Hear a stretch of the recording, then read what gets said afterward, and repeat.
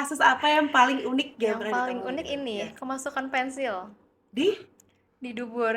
Unik dan menyeramkan Iya, sebenarnya ya. menyeramkan. Iya, iya, Betul, iya, iya, iya. perlu warning ya orang tua tentunya. Mm-mm. Ketika menjumpai ada orang luar negeri. Orang Jadi luar Oh, negeri. bule ya, bule. Bule. Bule datang ke rumah sakit Amal Sehat. Mana periksanya juga kurang kurang gawat darurat gitu. Jadi Informasi kesehatan Anda hanya ada di podcast Amal Sehat Aja. Supported by Assalamualaikum warahmatullahi wabarakatuh. Halo sahabat Amal Sehat, kembali lagi di podcast Asa atau podcast Amal Sehat Aja.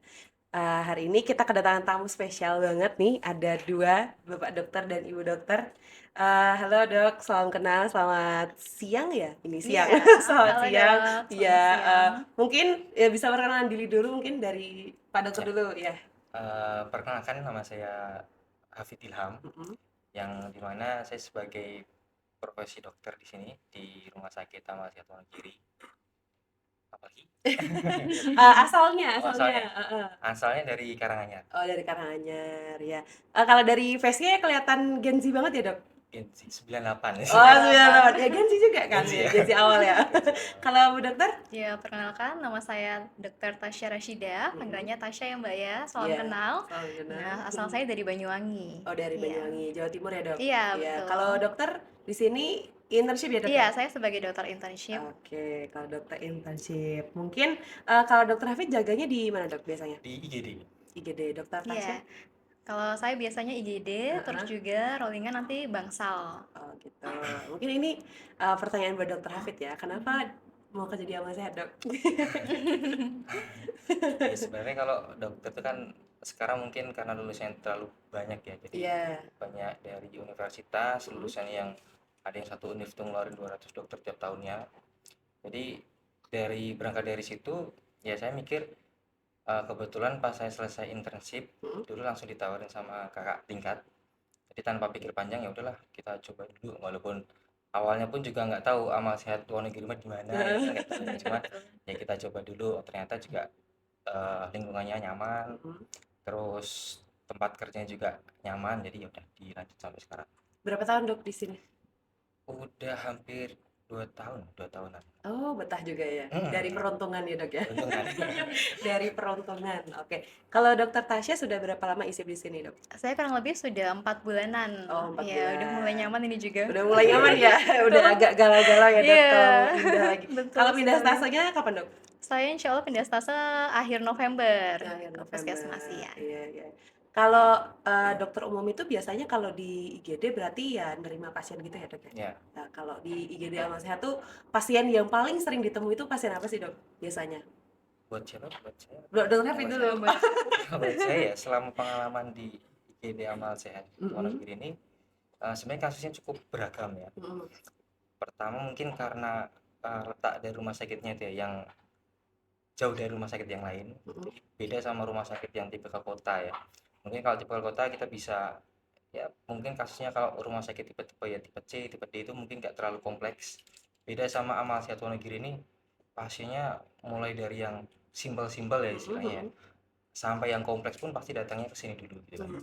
Jadi ya tetap sama, kalau di IGD kita selalu menangani pasien untuk stabilisasi awal.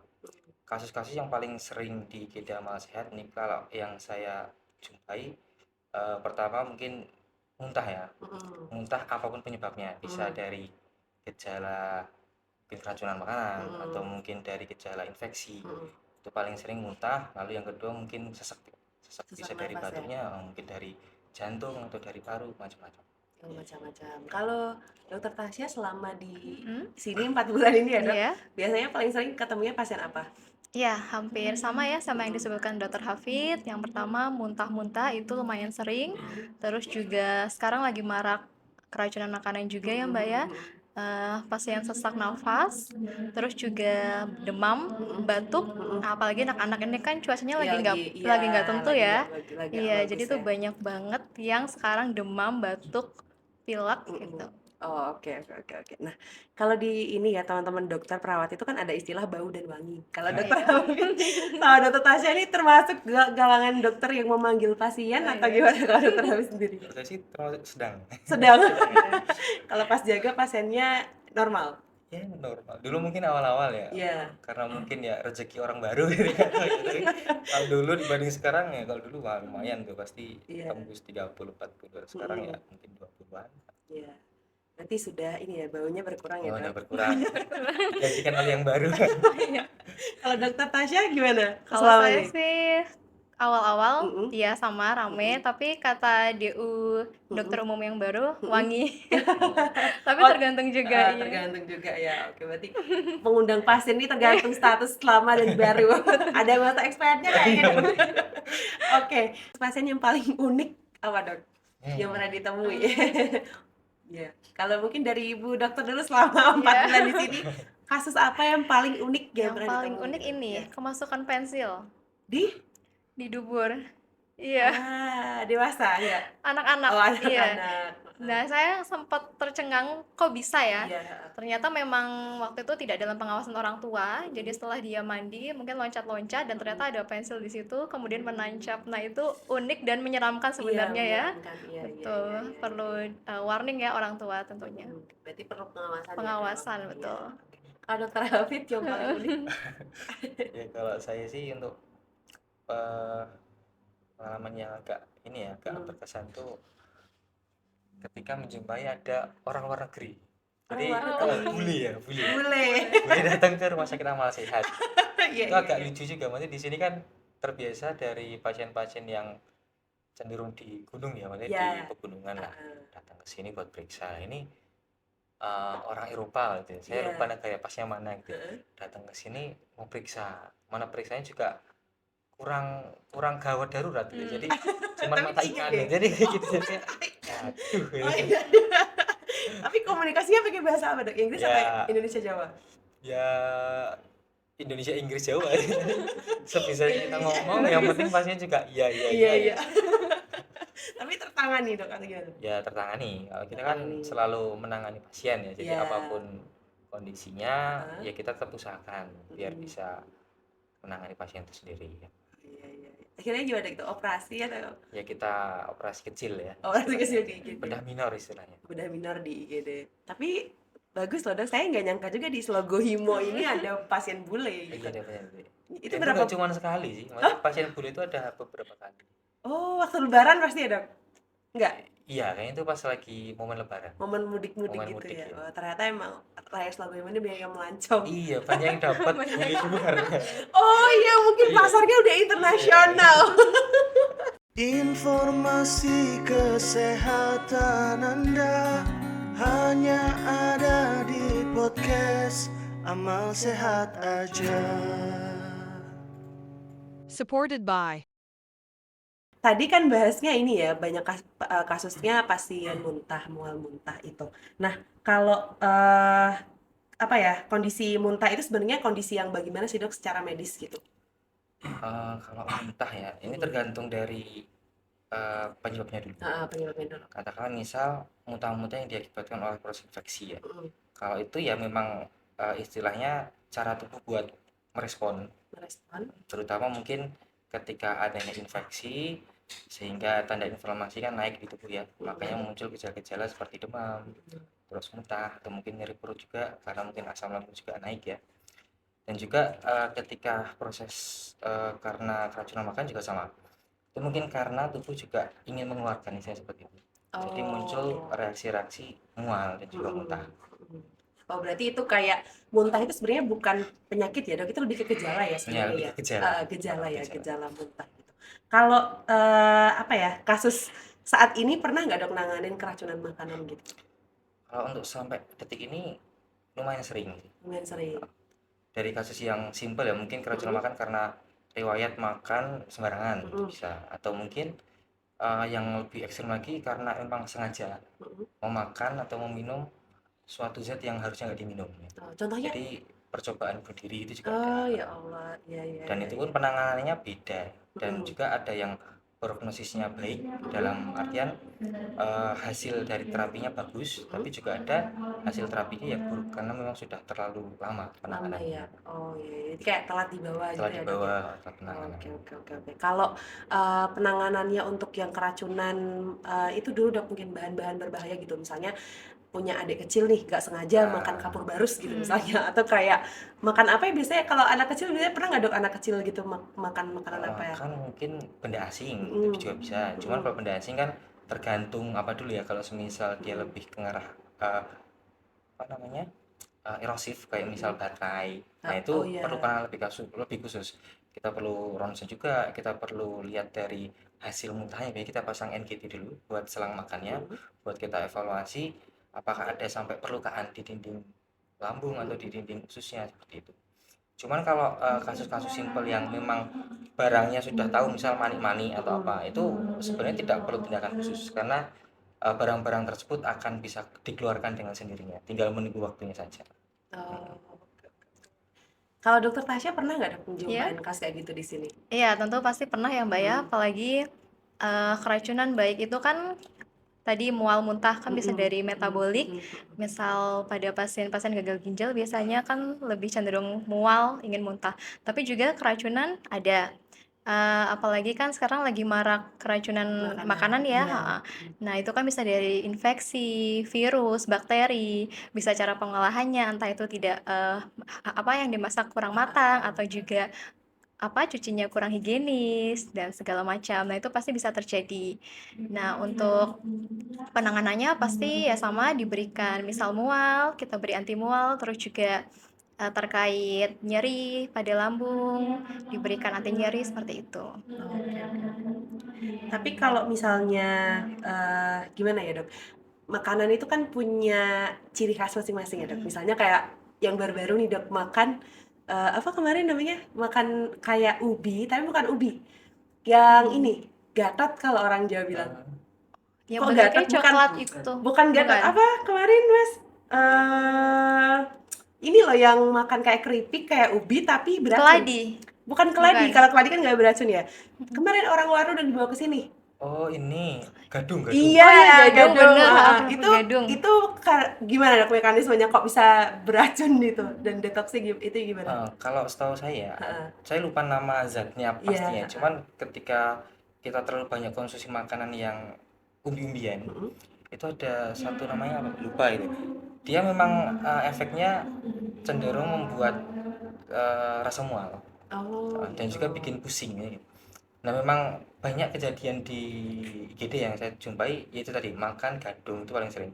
Itu biasanya gejalanya mual muntah ya, pusing dan juga ngerasa lemes. Nah kalau untuk penanganan seperti itu kita cuman biasanya kita sarankan untuk rawat inap ya, Mhm. karena memang kalau pasien lemas ada curiga tanda dehidrasi, kita harus istilahnya rehidrasi cairannya. Mhm.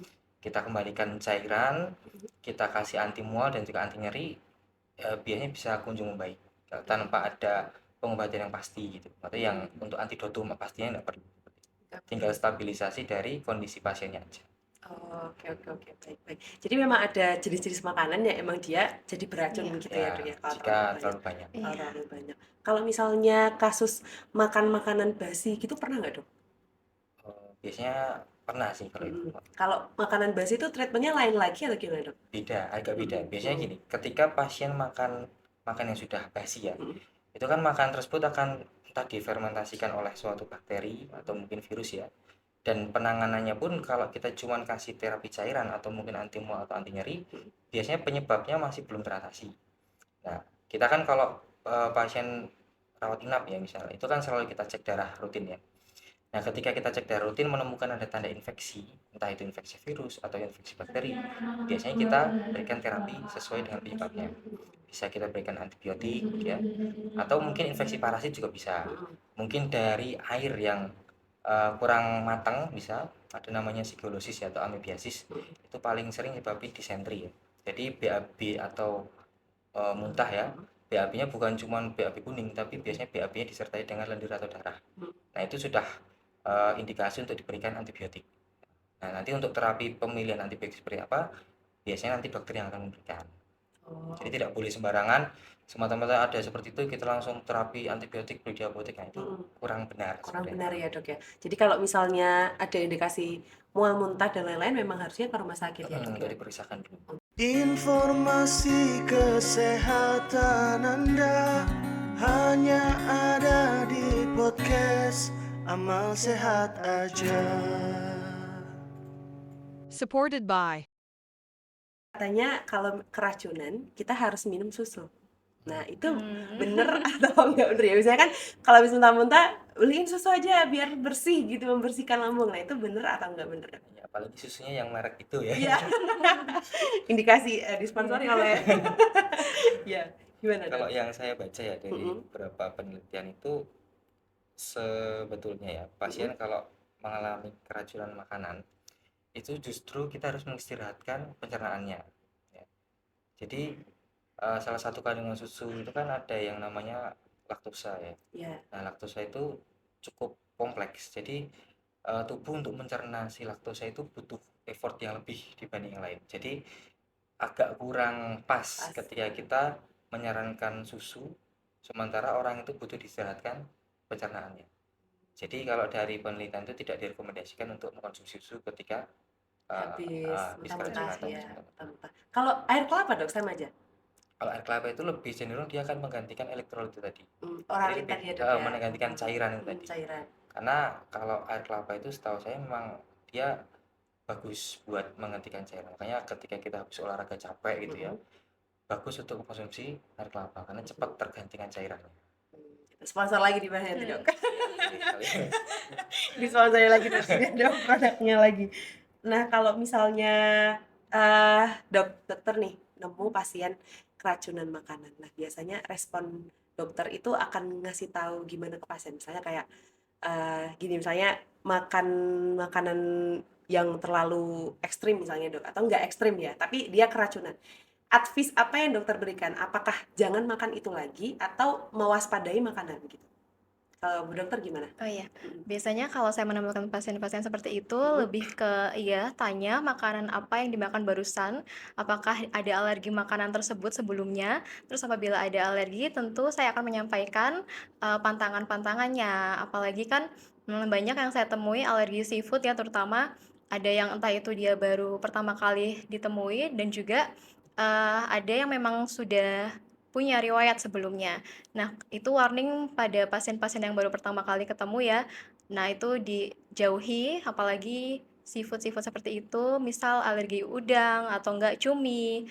Terus juga terkait pantangan lain, selagi dia tidak menimbulkan mual, muntah atau keracunan, tidak apa-apa dan selagi itu juga tidak berlebihan. Oke, baik. Oke, siap. Nah, ini pertanyaan satu lagi, Dok. Ada video yang bilang gini, kalau ada temen yang suka banget makan seblak, makan yang lain-lain, nanti kalau masuk IGD diinfusnya pakai kuah seblak.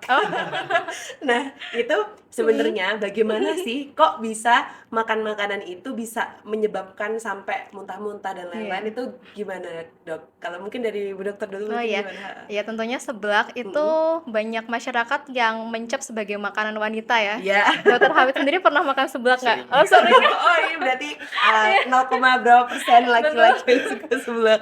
Iya, yang saya temui memang sering banget pada wanita. Nah, kenapa kok bisa menimbulkan sampai mual, muntah, sampai lemes? Ya, itu pertama karena memang kuah seblak itu kan cenderung pedas, terus juga pedas, terus berlemak sekali. Apalagi juga kita kan makan dalam keadaan panas ya tentunya, apalagi pada wanita entah itu banyak yang menderita penyakit asam lambung, terus juga dia tiba-tiba makan pedas langsung panas, itu resikonya memang seperti itu, mual, muntah, masuk IGD, lemas ya. Ya makan seblak level 14 Iya, level gitu ya, 14. level 16. Dokternya level berapa dah? Salah satu ya. Oh ya berarti Yang termasuk chill. iya, termasuk yang menikmati lah Menikmati, gitu. betul. Tapi memang makanan pedas ini juga berpengaruh ya ke keracunan dan sebagainya gitu, atau gimana? Atau enggak? Iya. Kalau pedas sendiri sebenarnya Justru kalau yang saya baca ya, itu justru meningkatkan nafsu makan sebenarnya. Oh Jadi Pedes iya. sebagian itu orang. sebenarnya akan meningkatkan nafsu Iya makan. pantas kalau orang bilang kalau nggak ada sambal nggak seger. Iya. Tapi baik lagi dalam porsi yang tepat. Ketika porsi itu jadi berlebihan, akan menimbulkan iritasi tadi, iritasi di lambung terutamanya. Karena pedas itu kan cukup mengiritatif ya. Sementara lambung kita kan punya barrier sebenarnya. Cuman barrier itu juga ada batasnya. Ketika kita terlalu makan banyak pedas, barrier itu tadi terkikis ya. Sehingga zat-zat yang harusnya nggak tertempel pada dinding lambung tadi menempel sehingga muncul gejala iritasi atau orang awam ngomongnya asam lambung ya. Iya. Asam lambung sehingga muncul keluhan seperti muntah, perut tidak nyaman ya, bersesak biasanya. Dan juga bisa sampai muntah-muntah juga tadi. Dan juga yang perlu kita garis bawah itu ketika makan mungkin yang tadi seblak gitu ya. Itu terkait dengan higienitas dari restoran itu sendiri sebenarnya ya. Oke. Karena mungkin yang saya sering jumpa itu banyak pedagang seblak ya mungkin ya yang tidak terlalu memikirkan cara penyimpanan dari itu kondimen-kondimennya itu. Iya, iya, iya, Jadi iya. mungkin yang dibiarkan terbuka ya, itu masaknya di pinggir jalan gitu kan. Kasih api-api. Terus ya. banyak aromanya. alatnya, terus banyak alat yang pada nempel lah, terus banyak asap darah yang ikut tertempel lah. Jadi ya sebenarnya lebih ke higienitasnya aja ya. Ketika barang itu dimasak dengan higienitas yang cukup, yang baik gitu ya, saya rasa dan tidak berlebihan tadi pedesnya ya, Iya. saya rasa tidak akan menimbulkan gejala karena sebelah itu kan isinya cuman kerupuk gitu ya. Cuman memang sayur. mungkin dari segi gizi mungkin agak rendah ya kalau makan seblak gitu. Jadi Iya. ya asal tidak setiap hari saya rasa tidak ada masalah. Ya kan dokter Hawi juga makan. Selagi dia tidak selagi sarapan di pagi hari. Iya, selagi biasanya bukan kan saat sarapan ya. biasanya kan perut kosong tiba-tiba makan pedas, terus panas, berlemak. Nah, itu biasanya asam lambungnya naik. Oh, oke, baik. Nah, tadi dok bahas yang barrier lambung itu ya. Itu kan ada ya dok anak kecil yang dari kecil tuh dilapin sama sambal. Jadi katanya biar kuat makan pedas.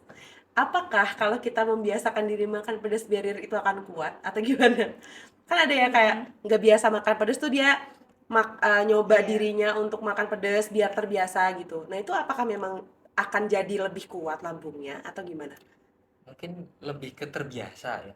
Oh. Tapi kalau lambung jadi lebih kuat, saya belum menemukan penelitian seperti itu. Cuman mungkin akan terbiasa orang itu bisa pedas karena pedasnya kan saya sebenarnya cuma di mulut. Iya. Cuman apakah sampai lambung itu kuat apa enggak ya beda hal gitu. Bisa jadi kita kuat nih makan di mulutnya kan nggak kerasa biasa nggak pedas cuman tiba-tiba asam lambung naik. Itu kan bisa aja. Cuman ya lagi mungkin kalau dibiasakan makan pedas mungkin untuk tolerir ya atau batas rasa pedasnya itu mungkin bisa lebih rendah gitu. Jadi lebih bisa mengkonsumsi makan pedas. Cuman kalau terkait dengan barrier lambung tadi mungkin ada banyak faktor lain yang bisa mempengaruhi. Jadi nggak cuma dari itu aja. Kalau ada kan yang bilang gini, kalau kuat makan seblak level 14 itu berarti tahan pedas. Kalau level 1 kan ada yang udah kepedesan banget. Kalau level berapa berarti lambungnya mesin gitu. Berarti kan iya saya ada yang bilang itu juga katanya lambungnya mesin. Tapi sebelah level 14 itu di mana, Bri? Sepedas apa ya? Iya, sepedas apa kan makanya. Ada orang yang sampai heran gitu loh, kenapa bisa sekuat itu gitu lambungnya dan dia nggak bergejala juga gitu. Atau ada nggak dok obat yang bisa langsung dikonsumsi, misalnya nih konten kreator ya, terus makan pedas-pedas mereka fine gitu. Apakah sebenarnya ada obat yang bisa dikonsumsi langsung, misalnya langsung nih buat lambung langsung aman gitu? Itu ada nggak dok? Ya sebenarnya ada beberapa obat yang fungsinya ya untuk memberikan barrier lebih ke lambung. Cuman biasanya obat-obat ini kita berikan ketika ada indikasi medisnya ya. Dalam artian misal ada orang yang cenderung mengalami gastritis erosif ya. Jadi lambungnya sudah ada luka. Nah, itu kita bisa berikan obat-obatan seperti mungkin Supravat. Bentuknya cairan ya. Paling sering bentuknya cairan sirup warna putih itu bisa kita berikan ke pasien tersebut. Cuman kalau untuk pasien yang normal gitu ya, mau makan seblak dan minum itu kok saya masih belum merekomendasikan. Benar-benar. Nah, ini nanti kalau ada yang video ini bisa ditampilkan dok biar nggak beli ini. Nah sekarang itu kan tren yang baru ini kan ini ya lansoprazol, omeprazol itu kayak seakan-akan jadi jimat gitu. Nah, itu apakah emang oke kalau dikonsumsi gimana ya, terus-terusan kalau ada keluhan atau gimana, atau memang boleh gitu dok kalau itu? Ya. Jadi kalau itu kan termasuk golongan PPI, proton pump Iya. inhibitor, ada lansoprazol, omeprazol, esomeprazol dan lain-lain. Itu fungsinya buat menghambat dari produksi asam lambung itu sendiri. Nah, sementara tubuh itu tetap membutuhkan asam lambung itu sendiri. Buat apa? Buat menetralkan makanan yang kita makan. Karena kita nggak tahu makanan-makanan kita yang konsumsi itu apakah 100% higienis apa tidak, kan? Enggak Ya, jawabannya kan. iya.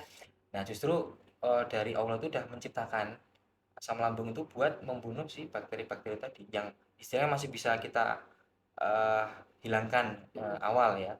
Itu bisa menggunakan itu. Nah, ketika kita yang maksudnya nggak ada keluhan seperti itu tapi kita minum omeprazol terus-terusan dalam tujuannya buat biar bisa makan pedas banyak gitu ya.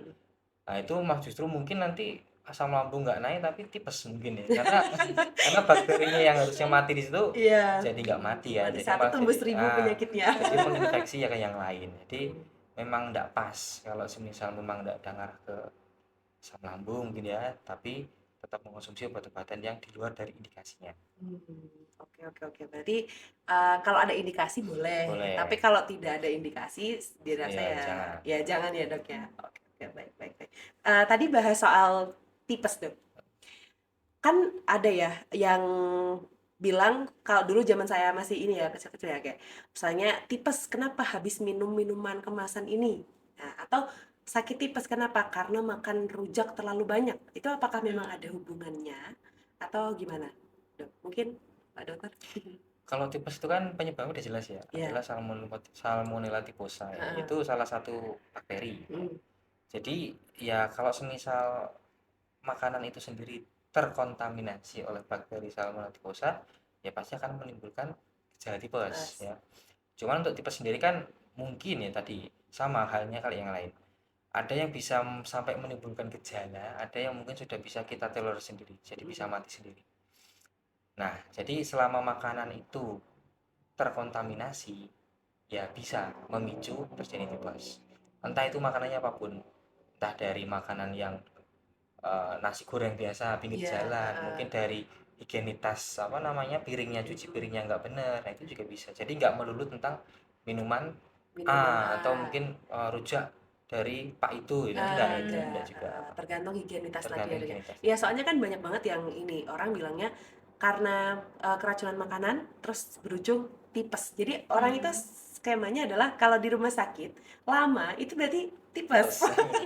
Itu berarti tipes. Berarti tidak ya dok ya. Berarti karena Belum tentu. bakteri itu Iya. belum tentu juga gitu. Kalau pencegahan sendiri dok yang bisa kita lakukan supaya nggak terhindar dari itu, biar terhindar dari itu gitu gimana? Yang pertama tentunya dalam pengolahan ya Mbak ya. Nah, sebelum pengolahan kan pasti makanan itu kan dicuci. Nah, itu kita harus perhatikan higienitasnya, cuci dengan bersih. Terus juga tentang higienitas tadi, lalu juga pengolahannya matang atau tidak. Apalagi kan bakteri Salmonella typhosa kan tidak bisa nampak dengan mata. Nah, maka dari itu masaknya harus matang. Terus juga dari higienitas pengolahan.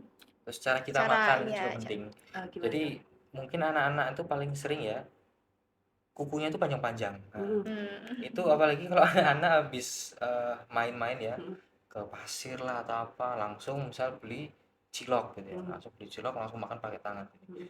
Nah, mungkin ciloknya sudah cukup higienis, cuman tangan kita ini kan Iya, yang belum iya, tahu. iya. Jadi ya itu salah satu faktor yang perlu di notice juga.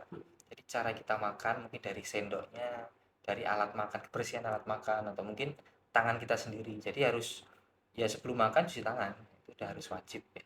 Udah harus wajib ya. Oke oke oke. Nah, Informasi kesehatan Anda hanya ada di podcast Amal Sehat Aja.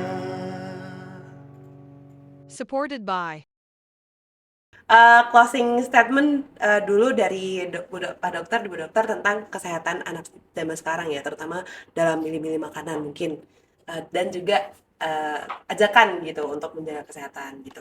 Mungkin dari Pak Hafid dulu. Ya kalau untuk closing statement-nya ya, Hmm.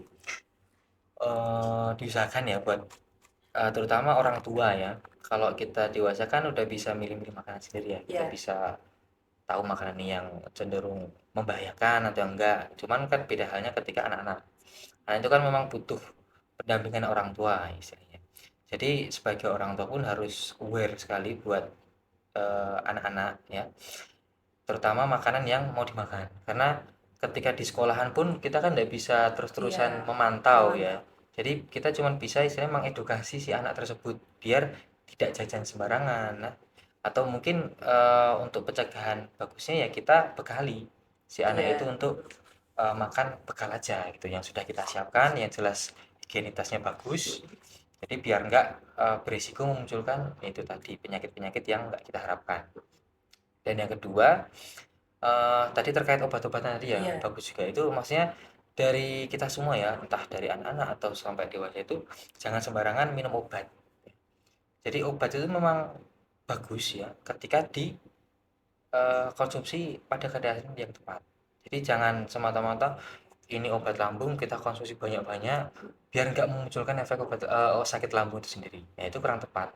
Jadi lebih baik kita menghindari obatnya itu, menghindari penyakitnya dibandingkan kita harus konsumsi obat sebelum sakit itu terjadi ya.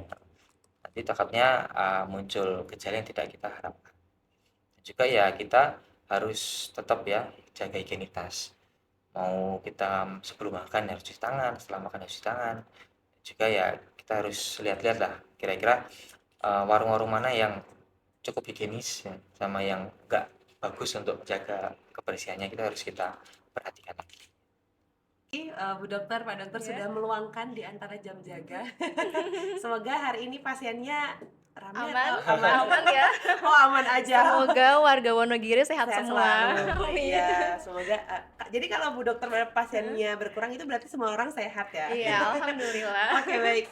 Mungkin itu sekian dari episode podcast Asa ini. Nanti kalau ada pertanyaan lagi, mungkin berkenan ya Dok dipanggil lagi kalau menjawab Iya, ada siap. pertanyaan. Oke, baik.